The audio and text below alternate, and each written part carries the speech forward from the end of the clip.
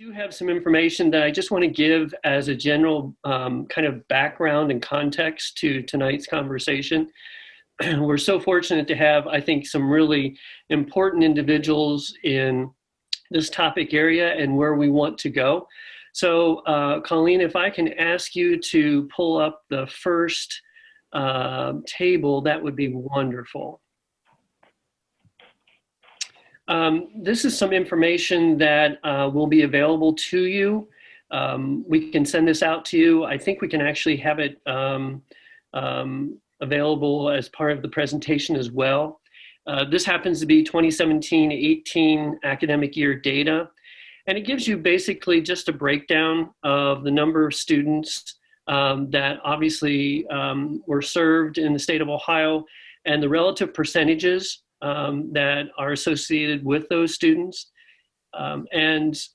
Obviously, you're typically looking at approximately 70% white students and then 30% of various other student groups that are represented within the state of Ohio.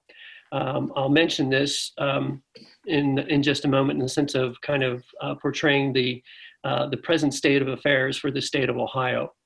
Obviously, Black non-Hispanic students are the largest group within that 30% that's listed here on table 1. Colleen? Now, this is the actual composition of Ohio teachers of color. And once again, you get a breakdown. The vast majority of teachers of color are Black. And as you can tell, there's some representation within the other groups, but the vast majority are indeed African American. Unfortunately, the actual number of Black educators is significantly low compared to others, which we will show in I believe, the next slide.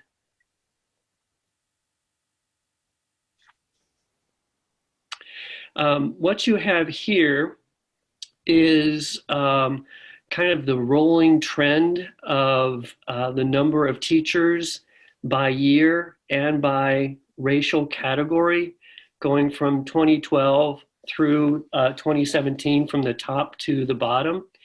And what you find is, unfortunately, a decreasing trend for all kind of groups throughout each of those columns. The only, excuse me, the only exception really are the last two, the Native Hawaiian or Pacific Islander, which basically stays pretty stable, and then an uptick for multiracial.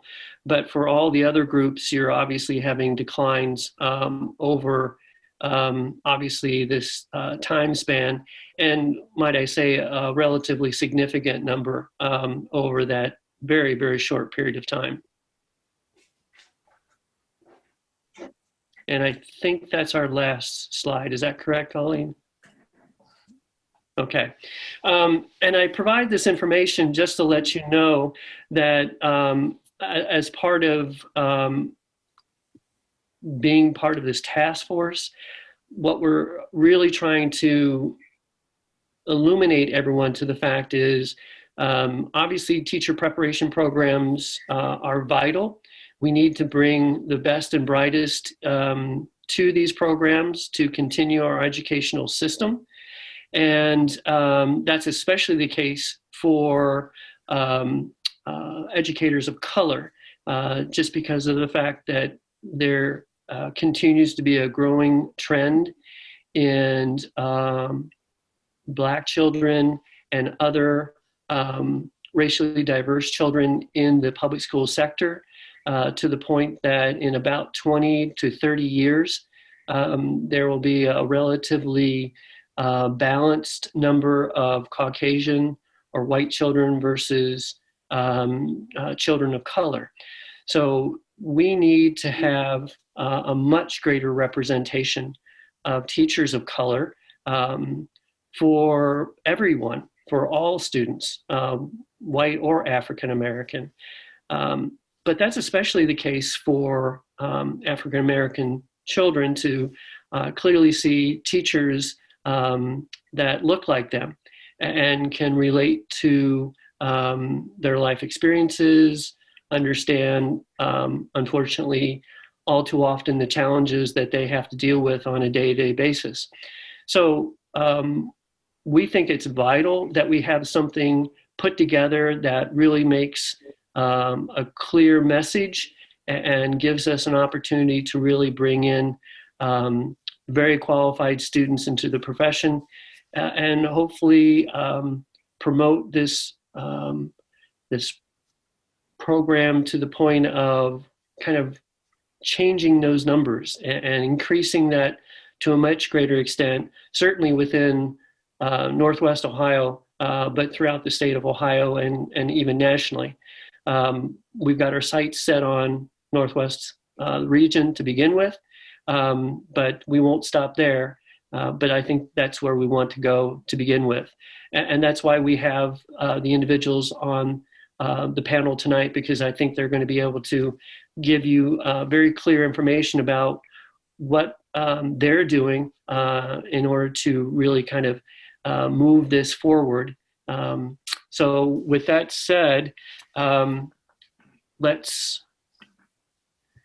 right, we've got everyone. It's good to see everyone. So obviously the panel has been introduced. Dr. Durant is probably the most well-known individual in the Toledo region. It's wonderful to have him as part of the conversation. Everyone hopefully knows Tom. Tom is a huge supporter and really does everything he can in his powers to make everyone aware of the fact of how important the college is, the message and the mission is, in the sense of really getting the best and brightest to come to the college and then to serve the community. And we were going to have Karen on, but unfortunately she got ill. She's fine, but she had to go home. So Stacey Oxner is going to be representing Toledo Early College, and will give us some valuable information. So Stacey, thank you very much for participating tonight. With that said, I would like, if possible, for Dr. Durant to take the stage and really kind of talk to us about really TPS work and how he's moving the whole mission of diversity, especially in regards to the teaching profession. So, Dr. Durant. Yeah, so in regards to the field of education, there's complexity within that, in essence of, one, trying to make sure that there's echoes that's happening within the community, as well as really help changing the narrative that sometimes are being vocalized within the community within itself. So I think, there's one aspect that you'll find that at the end of the day, you're having parents who are somewhat telling children that, yeah, education is great, but it's not where you're going to go to make money. And sometimes parents have the best, in heart for their children. But at the end of the day, you can't drive passion, and passion is what ultimately should steer an individual to a career choice. And I can know just within myself, particularly not seeing educators around me or educators within my community. But at the end of the day, at the University of Toledo, walking from the student union back to Lammer's complex football practice, I came across a gentleman, African-American man who was part of the educational department. And he was wearing a suit, and he stopped me and he asked me what my major was, and it was pharmacy. And then he asked why I wasn't in education. And I said, well, my parents said that there's no money in education. So he said, look at me, do I look like I'm struggling? And I said, no, sir. And it was at that time that I began to realize that at the end of the day, sometimes it's a false narrative that we need to make sure that we do our own homework at the end of the day and really follow what our passion is. So I really went home and started having what I would call revelations and reflections on the essence of really what's my true calling. And that's when I changed my major. And I could tell you my parents weren't happy. Going from pharmacy into that, they weren't happy. But at the end of the day, they totally have forgotten about that. So I say that in essence that there needs to be a different echo within the Black community just as well. So when I sit down with some of the pastors or some of those who are part of what we would call Black Caucus, and they would challenge in essence, say, hey, Dr. Grant, what are we doing in essence of getting more African Americans and minorities into education? I revert the question to them and say, what are you doing within your congregation? What are you doing within your community to echo the same voice? Do you have grandchildren and children of your own that you've encouraged in education? Because you're not encouraging them, so are many of the others. And so in essence, I think we have to have a 360 degree of one, conversations about encouraging individuals that we recognize that have skills and gifts to really coach peers and have leadership ability to influence those around them, that at the end of the day provides opportunity, but more importantly within the schools, being able to generate an identifying them just as well. So what we're doing in TPS is within the Scott learning community, Scott feeder pattern, which is pretty much over 90% African-American students within that learning community, which is a central city. We have developed what are called educational cadets. Within that, the educational cadets ultimately are starting within the elementary. They are groomed and identified and put into cohort and working in essence of developing skill sets. What we're using around reciprocal teaching, meaning that student-led educational strategy within the classroom. So it's very interesting to see students, how they go about it when they come in, because what the teacher recognizes is that the child is emulating everything they do. Meaning when a child gives compliments, it's the same vernacular. So the teacher actually gives a reflection of themselves through the child merely because they're mirroring what they see within that. But we're using that as a strategy because if we get them in the early grades, we know that once we start getting them into the high school as part of the career tech program, there is teacher exploration, which then we pipeline those students into. By the time they get into their graduating year, they're taking a para program. We get them para license, the license to get into the classroom immediately. While they're going into education, whether it's a 4-year or 2-year, we're pushing them into a 4-year to become teachers. And by the time they get done, they'll have 4 to 5 years of seniority under their belt when they start off as a first-year teacher, which has really helped within that. And so these are some of the things, some of the other strategies that we're doing is that we're actually taking paras and putting paras into programs. And we're working with the University of Toledo to do just that. And so Dr. Hamer has helped lead this initiative. And we've had success in getting paras, because a lot of our paras are minority. And so we're actually showing some positive momentum in getting them into the licensing program. One of the things that I find that in the entire Scott learning community, we have 8 schools. I have African-American principals in each one. None of them are traditional educators. Every one of them, I've had to go to an alternative license to get them into the program. And many of them, you know where I find them? In charter schools. Because at the end of the day, in a charter school, you don't need an educational license to be a teacher. You don't need an educational license to be the administrator. But at the end of the day, once they graduated and they got into the workforce, they began to realize somewhere down the line, along the line, they went in the wrong direction. They find themselves working and teaching, and before you know it, they're in there for 10 years. And so I found much success within that. I'm working with the state to try to develop alternative license for teachers. That is much more in regard to a faster track than what you would see with administrators. I mean, because many times with administrators, I can get them an alternative license within a year. They're an assistant principal, and by the time they finish, they're a principal within 2 years. And it had really helped to help diversify our ranks. But the main thing is we found that if we go younger, it will help build the core and capacity within the district internally. So by the time we get them in high school and then really get them on their way, we've really developed a collegiality among students to do just that. But that happens through the universities coming together.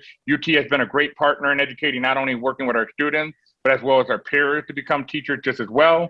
They have done a great job in helping us convert our administrators in an alternative license program, to be able to get them along the line and getting them into the buildings as well. So we've just been excited through the partnership and been very creative and innovative in how we go about really redirecting individuals who may have taken the wrong path and now getting them right back into a passion of education. Wonderful. Now, Colleen, help me. If you have questions, you can certainly type them into the chat, which is at the bottom of your screen.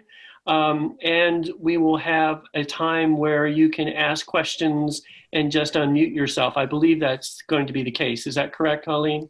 That is correct. Okay. Well, Dr. Durant, thank you very much. We will come back to you. Dr. Brady, sir, please share for the audience all the benefits of Toledo Early College, and there are many, but especially how they relate to how we can continue to create, I think, a very important pipeline from Toledo Early College and Toledo Public in general to the University of Toledo. So, sir. Okay, well, I got involved. I am not a traditional educator, as Dr. Durant knows, and that's a whole nother story. But when I got involved in 2009 as the interim dean of education, by the way, with a PhD in engineering, I didn't know what early college was, but it was right during the recession, as you may recall, and TPS and UT were looking at eliminating early college and Toledo Technology Academy at the time because they were extra expenses. So when I found out what it was all about and that it really was a gem of innovation in the middle of the education system, and I was not beholden to all the rules, I went to bat for trying to save it. And as it happens, I got involved and have been involved in early college ever since.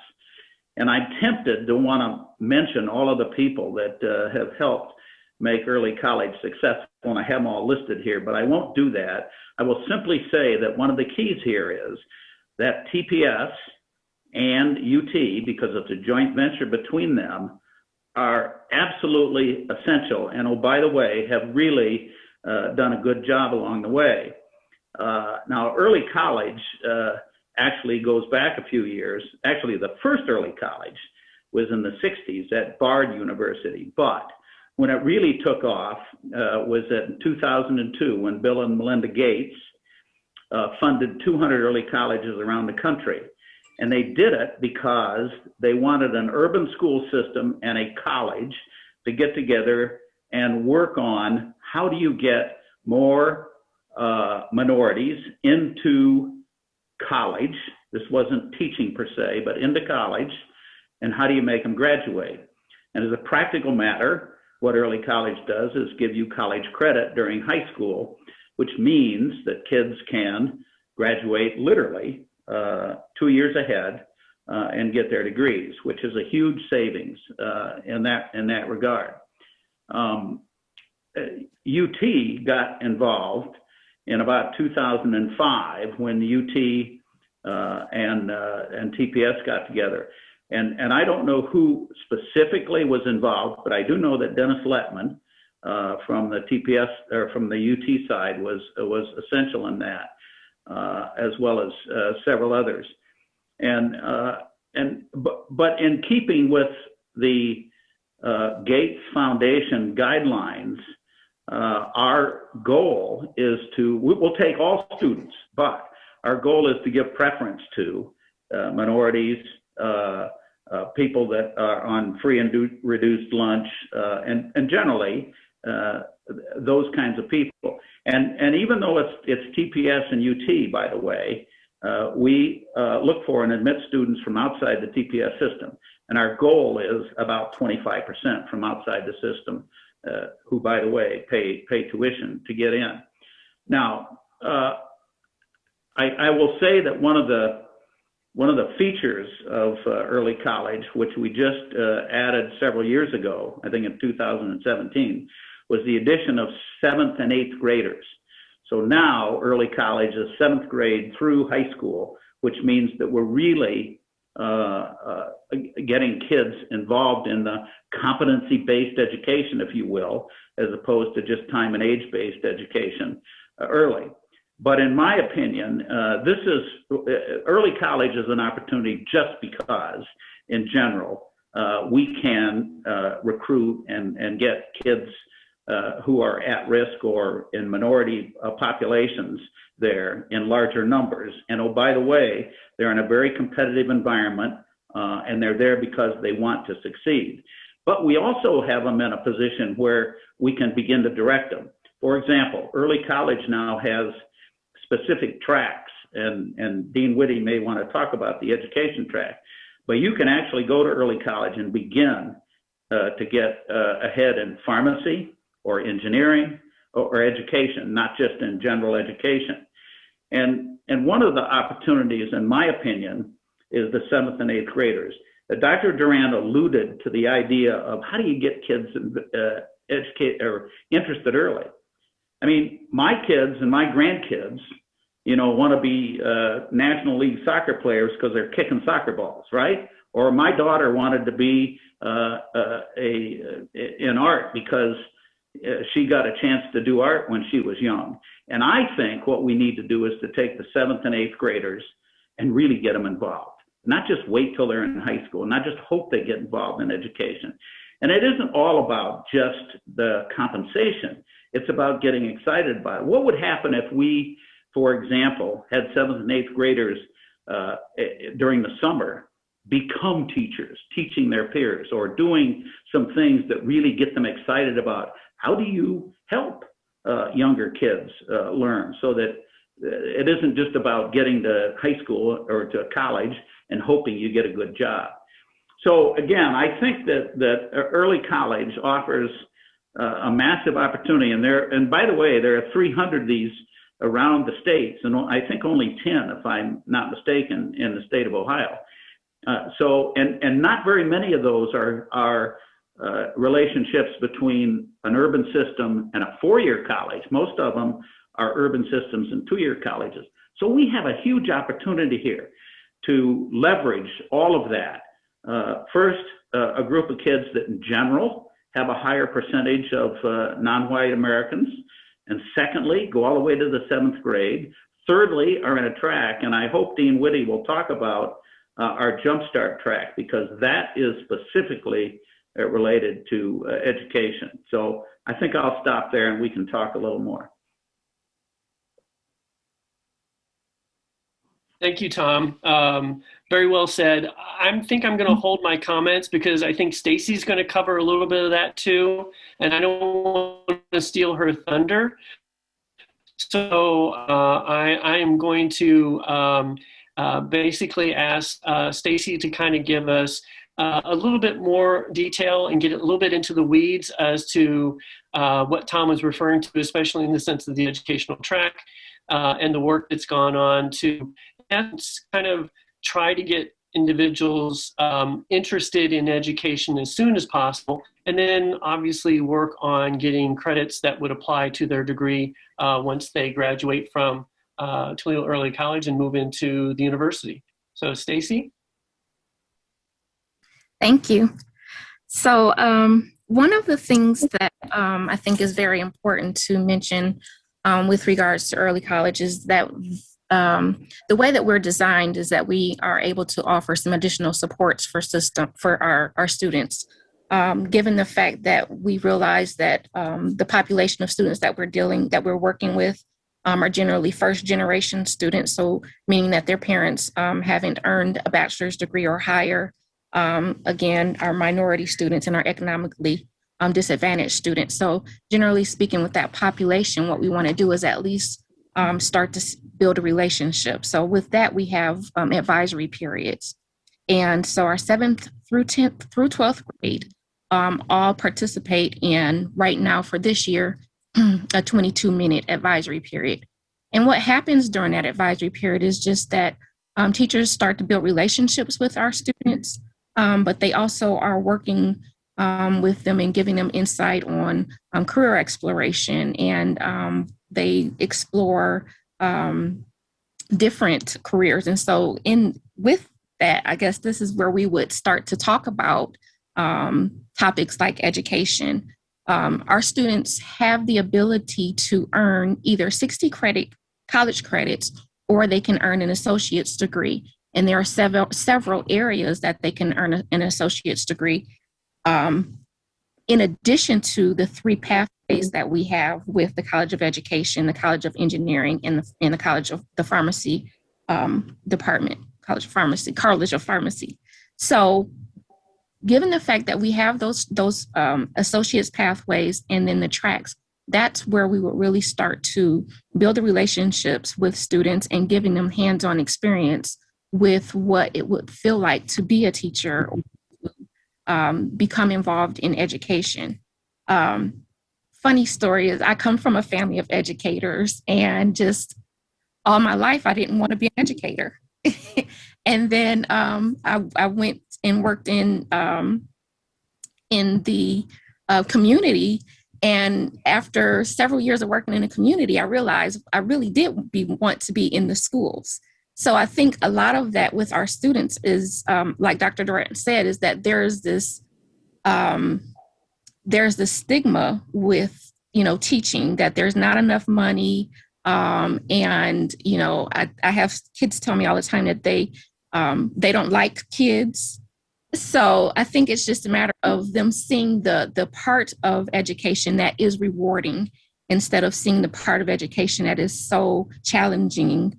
And I think that's what they tend to focus on, is the fact that there are these challenges that they see with themselves going through as students, and thinking that they aren't able to turn that around and be the teacher.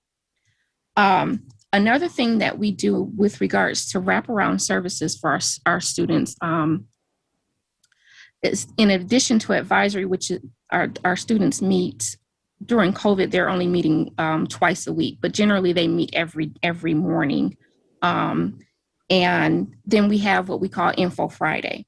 And so Info Friday is geared generally towards our juniors and seniors, where they meet every Friday, and they meet for an hour. And in that hour, we talk about life skills. We talk about applying to colleges and what that looks like. So we go through how to apply via a Common App and teach the students what that looks like. We go through scholarships and walk them through step by step how to complete scholarships. Our students, starting from 7th grade, they start working on a document, which we call the accomplishments document. And it's basically an outline for a resume.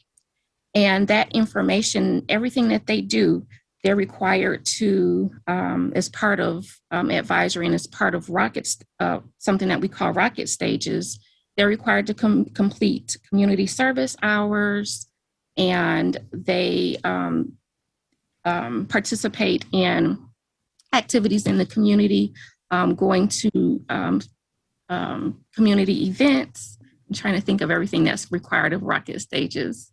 There used to be a reading component, but we've kind of transitioned the reading component to the summer reading program, which our students 7th through 12th graders participate. So there's just a lot of activities that we're always engaging our students with. Info Friday, back to Info Friday, I have guest speakers every Friday. So it could be someone from the University of Toledo. I actually see Taylor Yarborough on here, and if I reached out to her to communicate, to ask her to speak with the students in Info Friday about the College of Education and about the program that is geared towards our students to become engaged in the College of Education. And so I reach out to students and ask them what are their interests, and then we gear guest speakers towards those interests. So if we have someone who's interested in social work, then we will have a social worker come and speak to students to let them know what it is their job entails. We have a student right now who is working with one of our her name is Candace Harrison, but she's our TPS public relations person. But that's because our student was really interested in communications. So I reached out and asked if she would be willing to let her shadow. So because our school is small, we are able to do some things that larger schools aren't able to do, and reach out in the community and get community involvement in ways that some other schools may not be able to do. I feel like I'm all over the place, but there's just so many things that we do with regards to providing services to make sure that when our students leave early college, that they've had their hands in activities and experiences to enrich their lives in ways that they may not have been able to do if they were at a different school. And that's what they take with them when they graduate and when they transition to the University of Toledo.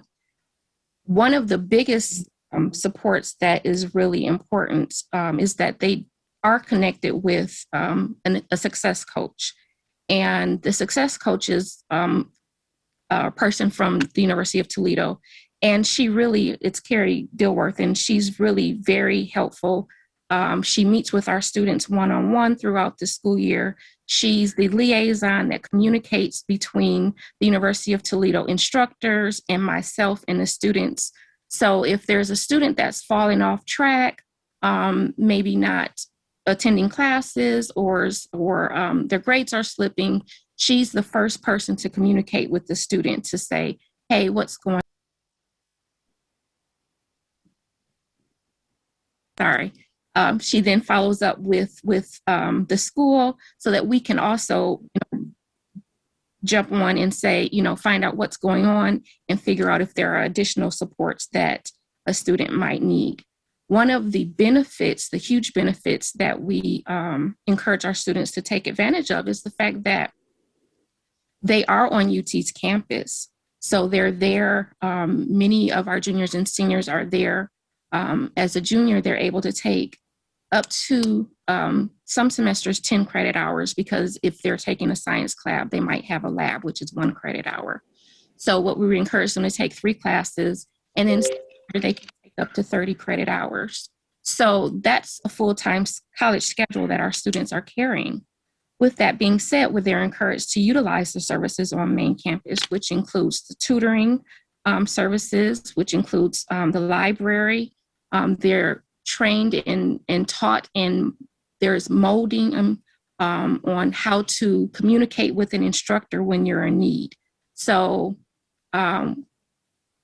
it's not uncommon for the students to come in 9th grade and feel like they're really scared to communicate with their teachers when they are struggling in their class. So what we do, and part of that in advisory and part of the relationship building, is showing and modeling how to build relationships with your instructors so that you can go to office hours and get the help that you need when you need it, instead of waiting until, midterms come or until Mrs. Dilworth has, had to have a conversation with you to start working on your grade. So that's part of what we are doing when we're working one-on-one.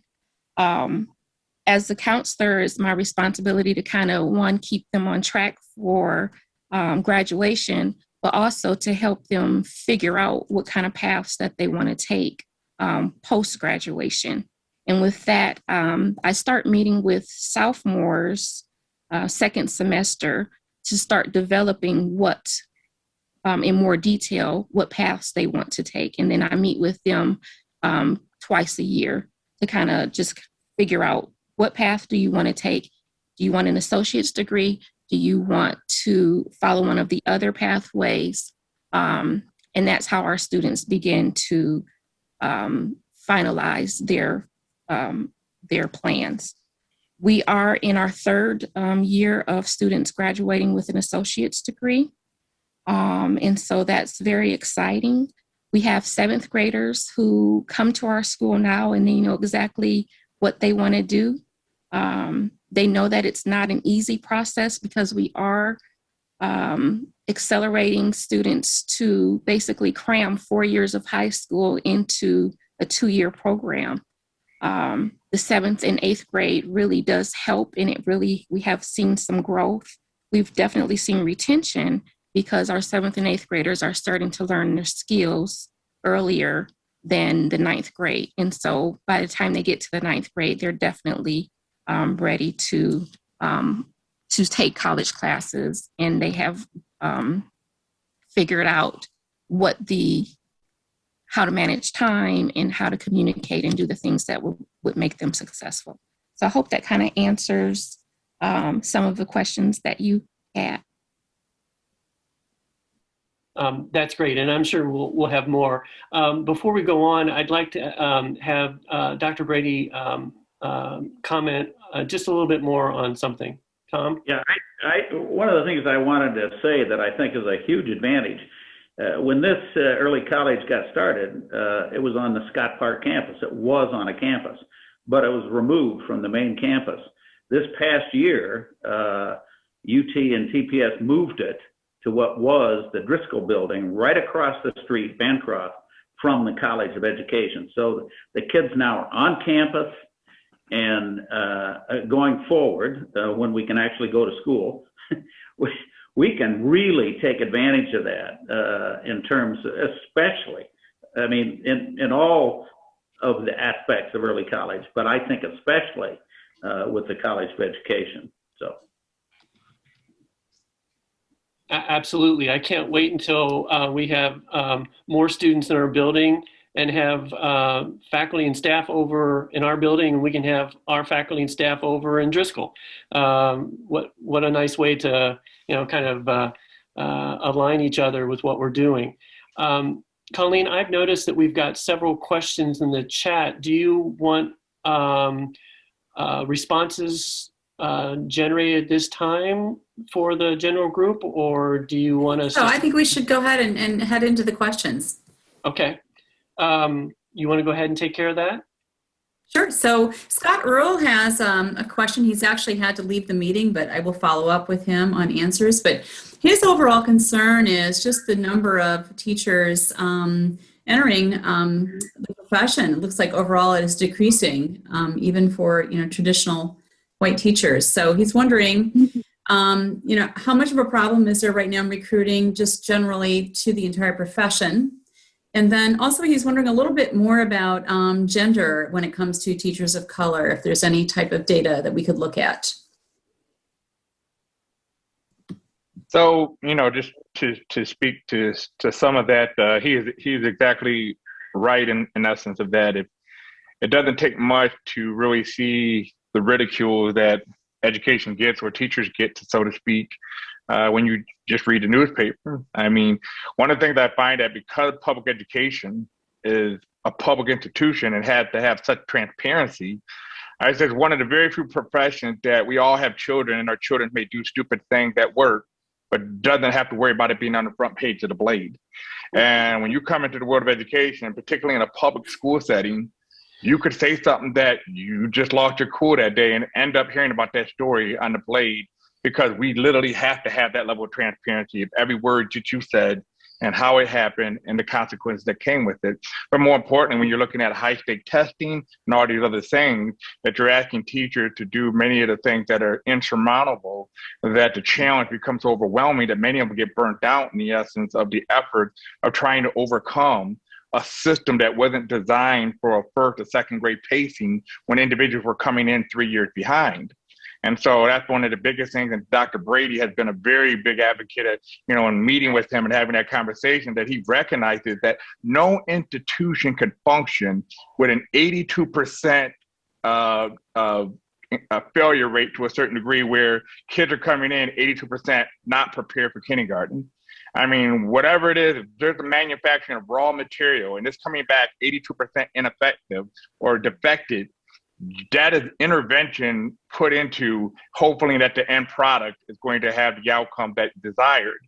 But, I tell that all the time, particularly with the automakers. I said, imagine you getting an engine, and when the media of that engine, it's already defective.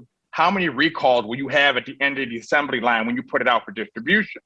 I said, but you have the ability to change your manufacturing assembly, meaning if 82% are coming defective, you could change that. When we bring in children, their raw material and whatever their exposures are is what you deal with.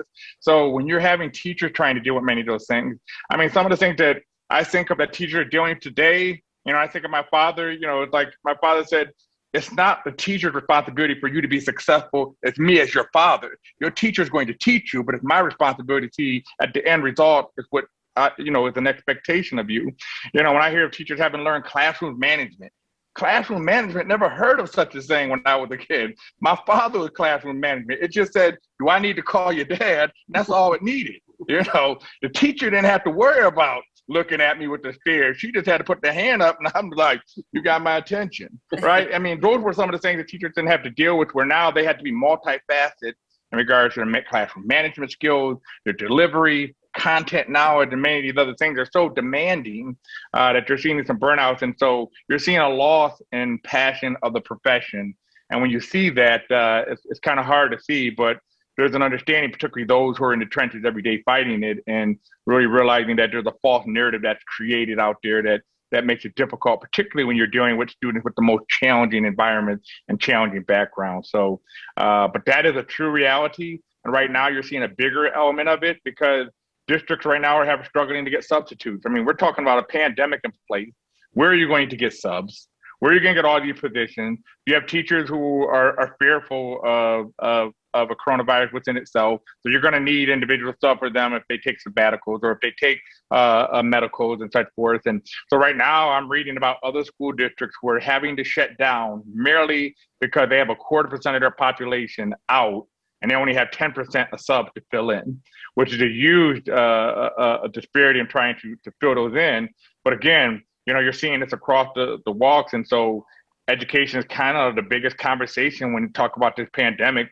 What is everyone doing? You got 611 school districts all trying to figure these things out. And it always brings me back to Dr. Brady because he always says, we got way too many school districts because we got way too many counties. And at the end of the day, when there's no one decision and making direction for educators, you got 611 decisions being made in regard to how to handle this pandemic, which is a whole nother story. But so that question is, that date is exactly right in essence of the interest in education internationally, as well as then when you start narrowing it down to minorities, you're seeing that number reflective just as well. So it's a great point to speak to.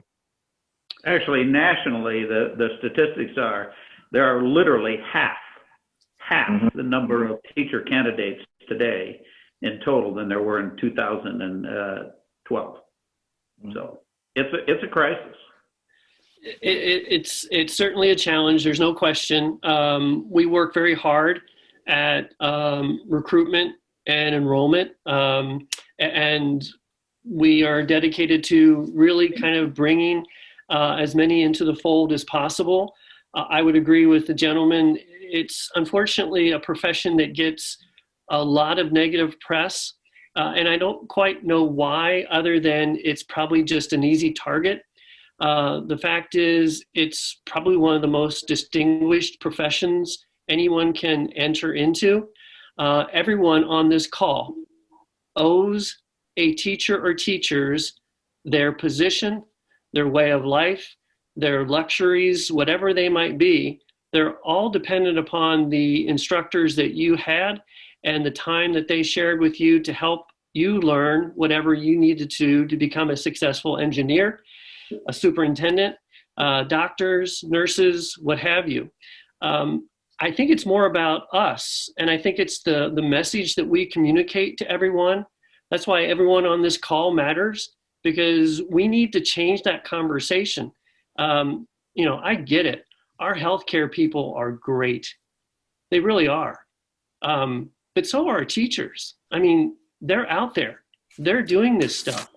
And I think that's a message that needs to be echoed anytime we have a conversation with anyone, especially anyone who will listen, and especially anyone who potentially could kind of move that narrative along.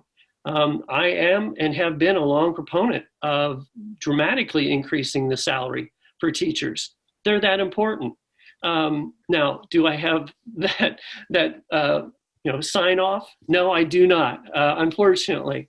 But I definitely tell anyone who's willing to listen that is a shortcoming. That is on us as a society, actually. And the only way that changes is we talk to one another and we try to make that change happen. For those who do want to pursue teaching, they're usually very dedicated. Often their legacies, they just have it in them that they just love teaching, love being with kids. And the earlier comment, I think Dr. Durant mentioned in the sense of the gentleman who stopped him on campus, education actually is a very sustainable career because it's a reasonable salary and there are chances for advancement that I think draw individuals into it. I think the key is just making individuals aware of that. And I get it, everyone wants to make, a good living, but there's more to it than the salary you get. And we all have memories of students that we have helped that money just doesn't add up to. I mean, it's just the intrinsic, internal, I made a difference, or I'm helping someone because it really feels good to help that person or that family.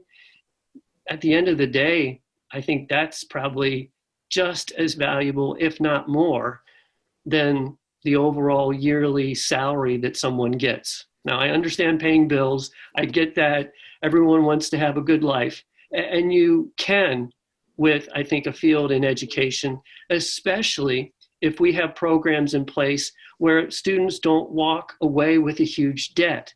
That is usually what they unfortunately end up pulling along with them. So some of the information that we're going to be providing tonight is really dedicated to that fact of no one should have to carry that weight. And especially if we're trying to attract individuals into the field of education, because, quite honestly, and Dr. Brady, don't hit me on this too much, but, an engineer is going to make more money than a teacher. But if I can make sure a student graduates from the college with little to minimal debt, and that engineering student still has 30, 40, 50 or more $1,000 in debt, okay, that's on a more equal playing field. And that teacher, by the way, can then get off with their life, start a family, buy a house, do whatever they choose to do. I want that for all of our college students, but especially for the students in our college, because they just can't afford to have that debt and then also teach at the salary that they're likely to start off with. And I'll get off my soapbox. Let me just... Tom's going to get on his, so go ahead, Tom. Well, I want to just add sort of and I know this is a 30,000-foot perspective, and I can do this, I guess, because I'm an engineer. Although Dr. Durant and others were involved several years ago, we need to think about reallocating the resources that we do have. We could pay teachers more. For example, we made a proposal, several of us, to the Bloomberg Foundation. It wasn't funded, but the premise was that if we expanded early college, think about expanding early college across the state. So all 12 four-year universities and all 22 two-year colleges were involved with schools. And let's say that we could give every 20% of the kids in the state a 6-year education instead of an 8-year education. And oh, by the way, let's say that we really, as a state, were able to save money doing that, right? And not just one-off kinds of things. And if we got serious about those kinds of things, we could reallocate some of the current funding to A, pay teachers more, B, fund universal pre-K. So instead of 82% of the kids coming to TPS unprepared, it was 10%. So again, it's a 30,000 square foot perspective because education's a big thing, right? And none of us has the chance to just change it locally. But honestly, I think there are some ways. I mean, think about it. We got 611 school systems. They all have their own yellow buses, right? They all got their own football fields. They all got, on and on and on. And the reality is that if we just step back, if I gave you the state of Ohio and said, you do an education system, I bet you could take the same funding that we have and totally redo it. So, sorry, 30,000 foot, I guess. But I think Dr. Brady... If you need that power, I'd be happy to do that. But unfortunately, I don't think it's your power to give, but I like the idea, Tom. I really do. Well, I think in essence of what Dr. Brady talking about is, to some degree, that's kind of what we've had to do, but we have to do it at a smaller scale for the fact that it's just internally within the district. Meaning, if you're watching, we are launching magnet schools year after year, and each new magnet school not only generates more enrollment, it generates funds that which we in return, we give teachers more money. Mm-hmm. So We just gave teachers just another 2% just this January. And over the course of the years I've been here, we've given them over 30% in increases. But how that happens is because we scaled programs into scaling magnet schools, into scaling ability to revenue money flow. So you say, how did we do that? So the same way with Toledo Early College and TTA, we came in with a plan in mind saying, we are going to add 7th and 8th to help build enrollment, but more importantly, that enrollment is based on the 7th and 8th, leaving retention level, or the retention is going to be much more higher because they're getting in there earlier. But more importantly, I'll give you one to Toledo Technology Academy. Do you realize they had a single-digit female enrollment population? Couldn't get female to go into Toledo Technology Academy because it's a 9th through 12th grade. We went to 7th through 12th. Now you have a double digit. Not only have double digit, it's half the enrollment start to become female. Why? Because young ladies in 6th grade, which is 11 years of age, are making a different decision about math and science than they are when they're 13 and 14. Because women progress maturely much faster than young boys. So what their decision they're making at 11 between 14, totally different. Once they're in, they're committed to the efforts, and so that's boosted Toledo Early Technology Academy enrollment. But at the same time, Toledo Tech Early College is allowing kids to get advantage of college opportunities much earlier. So right now we have about 20 students in 8th grade in the second semester of each year can start taking college courses. You now have 4.5 years to complete credit toward a college attainment.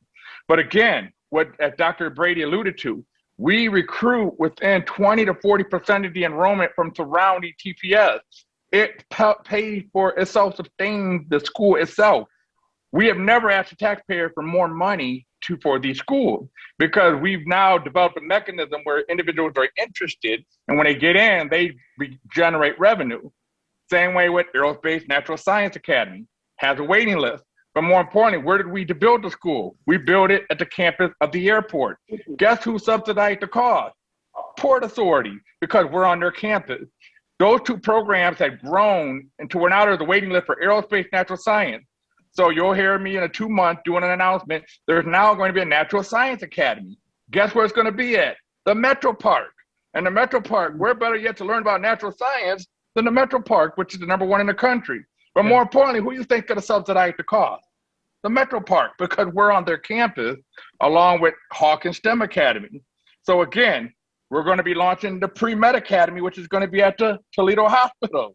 We're better yet to learn about medicine than the hospital. And guess what? Who's going to help pay the cost? The medical facility, the hospital.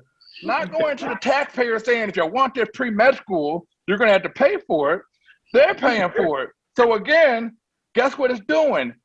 Everybody from all over, that 40%, is sustaining the school, but it's bringing revenue. And guess who we're paying in the pockets of? Teachers. That's how we're building our salaries up. We've now gotten ourselves up to the Sylvania level salaries, and we're looking to be more competitive as we continue to grow. But again, you got the pre-med, natural science, aerospace, the Jones Leadership Academy of Business. And right now, I would love to work on this with the University of Toledo, and that is a civic or a teacher college right there at Gillum Hall. I would love to have a few of those floors. And guess where they're going to do their student teaching at? Toledo Early College across the street. And they got an elementary right down the street. And guess what? It's going to be in the College of Education at the University of Toledo. And guess who might subsidize the cost? Dr. Whitty is going to help me pay for this. There you go. I wasn't expecting a salary increase at all. I love the passion. Right. Me so too. You see, imagine these kids in the Gillum Hall, sure, around professors, around future educators, and going across to early college, getting exposure at the high school level, at the elementary level, at the elementary school, where then they truly know what age group they really want. But more importantly, they feel they're enculturated by the workforce that they're going to. And that's the whole goal. It's not generating traditional schools, but generating thematic schools that are relative to what kids want to do. And then that speaks to all the things that we're doing in regards to the 5th grade, identifying a pathway of career choice earlier on. So they make a decision to go to these career schools, and they're 7th through 12th grade. And so one of the things that I'm having, I'm finding, because right now, if you're watching social media, I'm pumping all these videos about, and I'm calling it Macumber 2020, because here's the pros and cons of doing all this, is that all these schools that I just generated and spoke about are vocation schools. But the positive is nobody knows that they're vocation schools. They say, hey, what about Macumber Whitney? I said, it is Macumber Whitney. What do you think Macumber had? Macumber had aviation and agriculture. Agriculture didn't have enough students, so they closed the program. Aviation had 4 kids. The only reason why they didn't close it is because it was been around since 1929, so they kept it with 4 kids. Well, guess what? They got a waiting list at the Aerospace and Natural Science Academy, a different name. Macumber had STNA, had med tech, phlebotomy. And guess what? Very few kids were interested. But at the Pre-Med Academy of Toledo, people at the school don't start in 2022, and people are already trying to get in and figure out how to get on the waiting list. So again, we've changed the narrative, but at the end of the day, we made it vocation, but we're calling it career technical aspect, meaning that kids are coming here for these purposes. So if you're going to get advanced college, you're going to go to Toledo Early College. And guess where it's at? The campus of the University of Toledo. We're better yet to get the college experience than those of being on the campus. And so because the school has scaled and we've partnered with UT as well as others as well, that we've now removed it from Scott and given it a beautiful renovated facility. Guess what? March 17th, ribbon cutting at the Toledo Early College ribbon cutting. I'm inviting each and every one of you, 10 o'clock, March 17th, come out there to see the facility. Driscoll family is coming because they're excited to see the building as well. It's just an honor and a pleasure to be able to do this, but it's been a great partnership. And all these schools that I'm talking about stem from one school in mind, Toledo Early College. How do we take the culture and the theme of early college and start generating other cultures and themes such as aerospace, natural science, business, as well as pre-med, and generate the same type of school? And guess what? You could get a 2- and a 4-year degree at each one of those schools just as well, and it's happening at the University of Toledo. Mm-hmm. So it's just a great way, but our narrative is, like I was telling people today, is each one of these schools is around a focus. It's ability to educate you, but more importantly, to employ you here, to ultimately so you can live here. So there's a reason why we chose aerospace, because we have an airport that many cities don't have. We got Detroit up the road as well as Metcalf. So that means when we educate you here, you're going to stay here because you're going to get employed here. We chose natural science. Why? Because we've got the #1 Metro Park system. We're better yet, you're going to learn about Metro Parks or the park or agriculture than the Metro Parks. So guess where you're going to live at? You're going to live here because you're educated and you're employed here. The same way with pre-med. The highest employment agency in Northwest Ohio is medical. ProMedica is #1, Mercy's #2. Guess where these kids are going to get educated? Guess where they're going to get a job at? And guess where they're going to live? That's economic revitalization 101, and making sure that you continue to bring the community and develop them because they're living in the location that you're educated and employed. Yep, I agree. Let's move on, but before we leave that, Dr. Durant and I have had this conversation before, as you can tell. We actually looked into renovating Gillum, and unfortunately the cost wasn't feasible for the 6th floor, but we're going to need to revisit maybe something else. And I'll make a short comment. Let's entice the notion of developing a school of education and leadership. That's what we really need, I think, and that would be, I think, a key draw to making this the next successful school. Colleen, do you have other questions? And I know we have chairs and faculty that are on the call that might want to give their viewpoint and perception of having students from Toledo Early College in the classes and so forth. Do you have individuals that you can reach out to? We actually just have one more quick question too, and it comes to us from Scott Earl. How can we encourage primarily white school districts to diversify their recruiting and hiring practices? How can we? I think everyone I speak to at CADE and everything else, all they want to do is they're hungry for having teachers and staff of color. So it's a ubiquitous need across the whole region and across the whole state.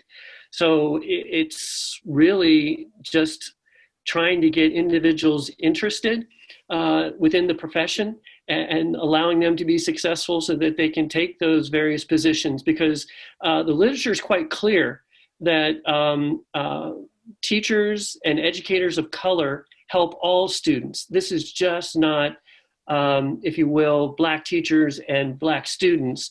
There's clear evidence to suggest that all students benefit from having teachers of color. And I think that's sometimes an important message that is lost in the conversation. And it's something that we need to keep in mind as we move forward. There are no losers here. There are only winners.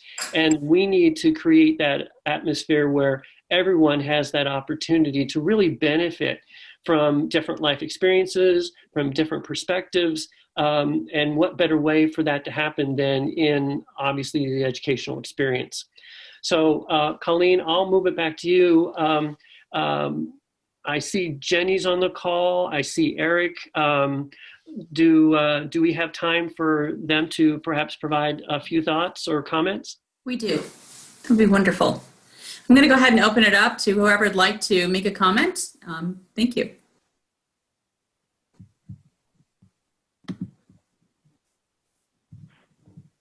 Can I Well, ask a question? yes, go ahead. Okay, and I put it on my list, but I didn't say who it's from. And it basically says I retired from Robinson Junior High School over 16 years ago. But at that time, most of the African-American teachers went on very quickly to administration. And as you mentioned, a lot of your administration is African-American. The teachers were not. And we lost a lot of great teachers because they went on to be administrators. And we didn't have any African. Now, I've been retired for a long time, but Tom Brady knows that we've had a lot of conversations about this. How do we keep them? How do we keep our teachers that we want to train and have teach our kids to be willing to stay as teachers? Anybody have an answer? I think I would say, there's challenges with that because a lot of times there's personal endeavors. So I could tell you since, I was 20 years of age that I had already pegged out that my goal or ultimately attainment was to develop, to be in a superintendent position. But I hear what you're saying, and I think, because you're actually right, because I was a teacher at the time where a lot of our minority teachers who had been promoted, which ultimately many of them went to the University of Toledo to get a master's degree in administration and supervision, which is, right. I think it's a tough thing in that sense where, some individuals have passion to move in and the same way we're identifying individuals with skill set to be teachers, well, those teachers become great administrators as well. And to hold them back from some of those things would be somewhat of a disservice to their own career development and et cetera. I think the flip thing is that at the end of the day, just as many as we're promoting, we need to be bringing back in. So as well as the others. So you don't want to hold back individuals. You want them to progress just as well because they have much more to offer. What I found was, I said there's always about wanting people to excel. When I was in a classroom, it was just my 30 kids that were right here. And then, when I was a principal, it was like, okay, great, the school and this community. And at the end of the day, you want to broaden your impact. And so individuals who have that passion and want to do that to really help embellish that. But more importantly, knowing that we need to build a succession just like every other industry. Every industry is looking to say, hey, when Dr. Oster says, hey, we're low on nurses, they weren't about holding back nurses who were looking to want to advance themselves into, going to another career pathway or elevating themselves. They're figuring out how do we develop a pipeline for more nurses. And so that's the conversation that we're talking about. Let's talk about generating an educational or teacher college or teacher high school. And at the end of the day, this high school is going to do just that. It's going to be filling in and filling the voids of teachers who have been promoted. But more importantly, if you're going out earmarking and identifying and developing minorities to become teachers, that is the suit that you do. And you see that in athletics all the time. I mean, there are coaches who really know how to develop college athletes to be professionals. They have teams that end up going on to become pros. Well, these are the things that we get develop in essence of how to develop kids to become educators. And so right now, Ford Caulfield, he sponsors a program called SOS. SOS is taking 7th and 8th graders, paying them money to be tutors to younger grade students. And so what he does is try to show that within teaching, there's compensation, but more importantly, it allows us the ability to identify kids earlier on that says, hey, you have a passion in the niche for education. Let's put you on that pathway. And I think that's really where you want to drive the conversation of not necessarily about how you go about promoting people, but more importantly, how you develop succession plans to really fill and bring in whether it's more males, whether it's more minorities, or whether it's minorities of male gender. I mean, there's a lot of elements that need to happen, but I think those are the things in the best way about going about staffing your districts. I'll add a little bit to that, but a little on the kind of the sideway notion.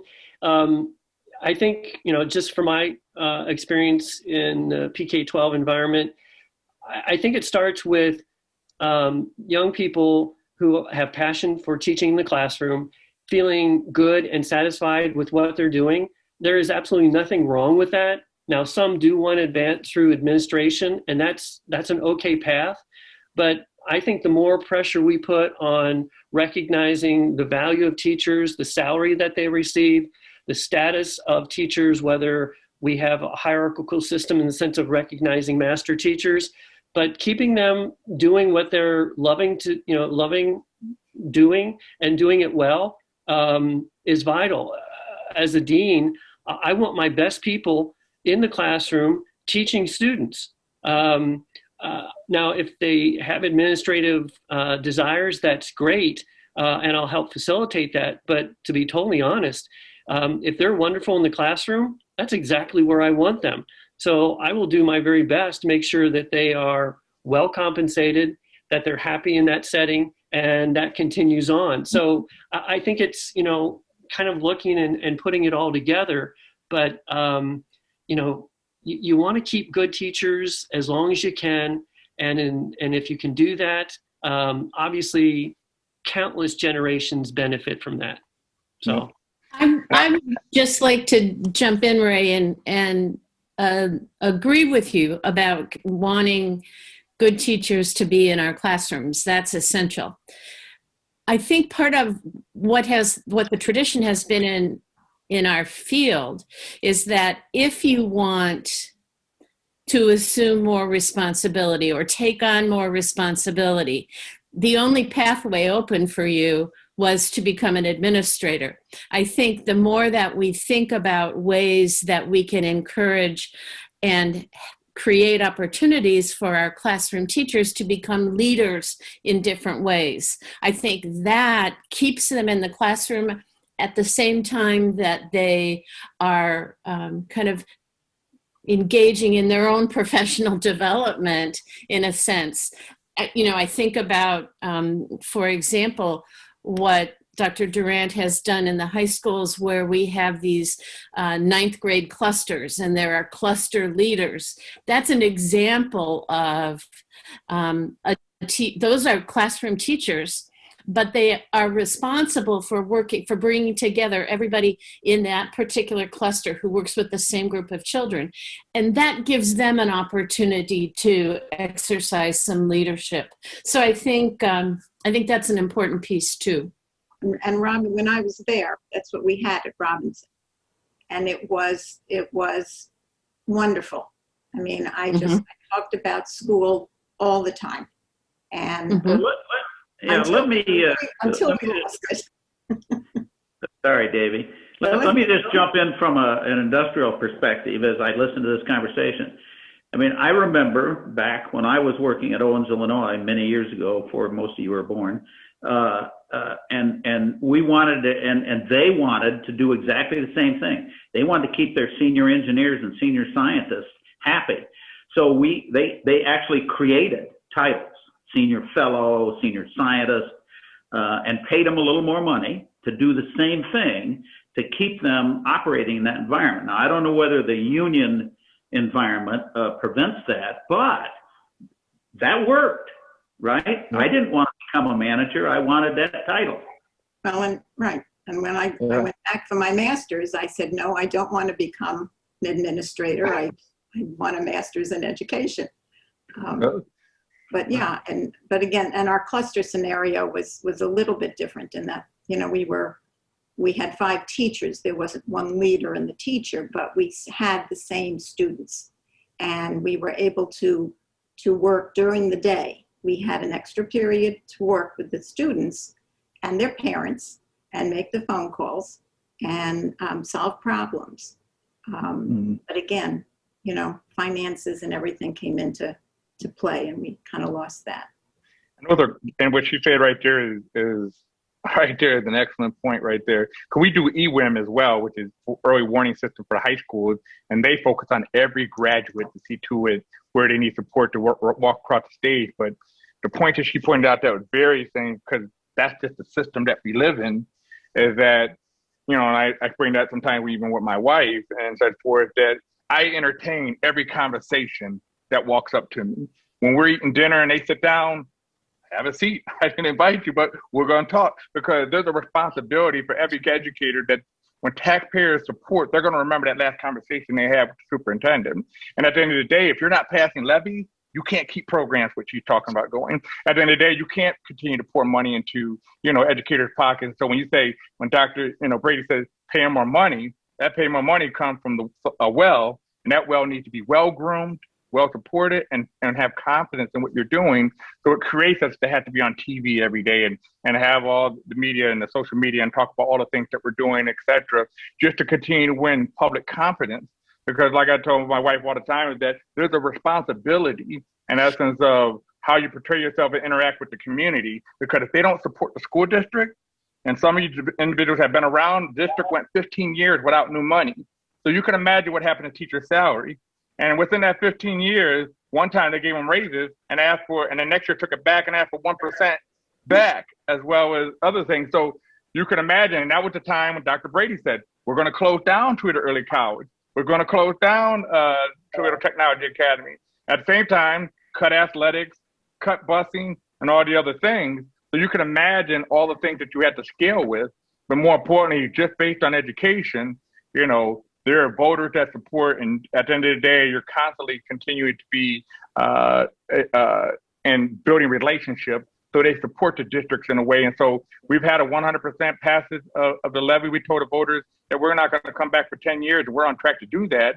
But more importantly, we have generated money through innovation, as well as opportunities at these schools that helped us continue to give teachers raises every year and et cetera, that ultimately helped to do what Dr. Brady's saying, as well as what she's saying, is that when we have these extra projects that we give leadership opportunity for teachers, they're also being compensated in a way that they're not looking to aspire to be at the next level as administrators. They're happy to be teachers, but more importantly, to have a leadership opportunity within the building that really help move education. So, we're making it happen.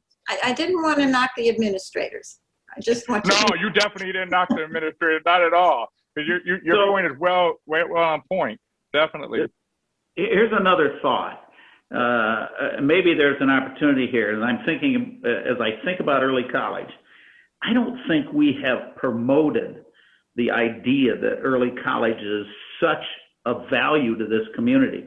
Early college is a blue ribbon school nationally. It was at one point number 17 in the state of Ohio. It's been an excellent school every year since 2006. But I'll bet you if I ask the community, in fact, I know when I go say, do you know what early college is? They go, what? I mean, we haven't taken, and that's just early college. There are all these other career tech programs that probably have high ratings as well. We need to do a better job of giving everybody in this community the knowledge to be proud of. Instead of publishing papers that say, well, TPS finally got a D, right? I mean, that's what I read in the paper, as opposed to, hey, we got a blue ribbon school here.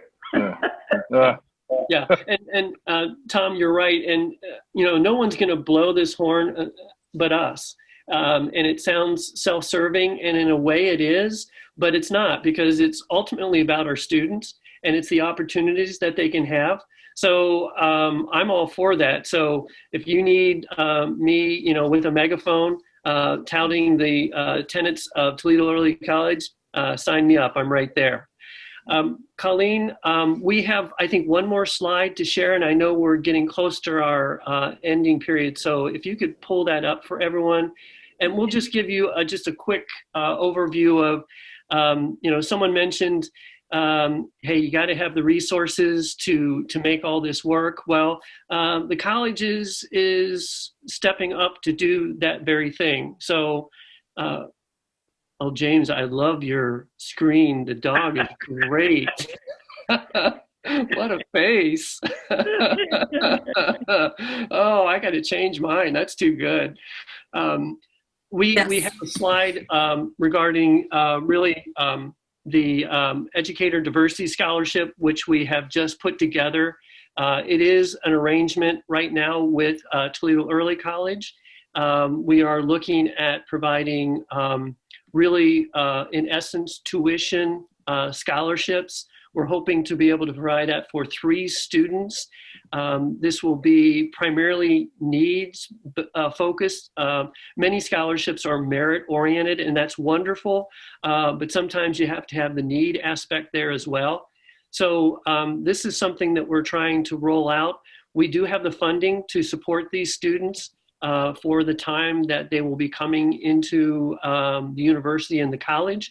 We would certainly like to grow that opportunity and really serve the greater Northwestern region in trying to make this a very powerful experience.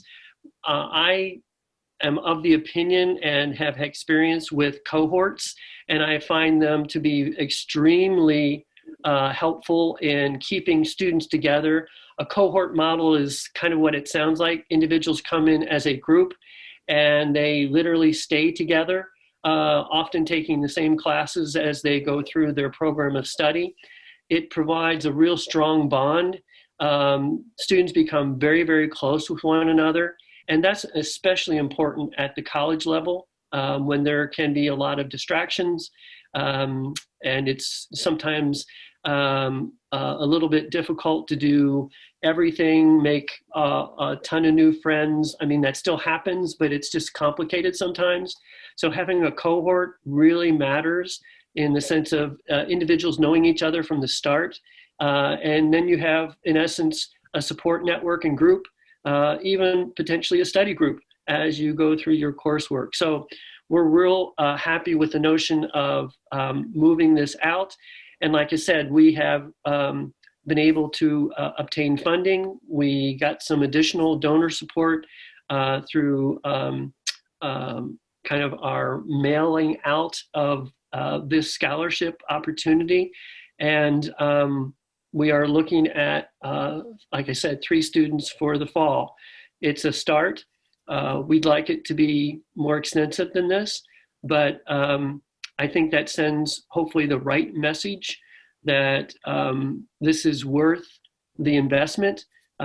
We are very much in favor of really making sure that finances don't get in the way. Students can focus on their studies, get an excellent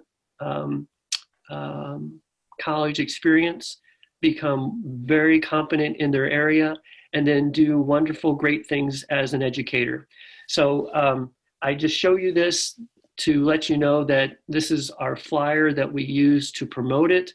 And we will continue to reach out to hopefully grow this program because we think it has worth, merit, and it's just one way that we can, in a structural way, make sure that we are really addressing the needs of our students now and in the future.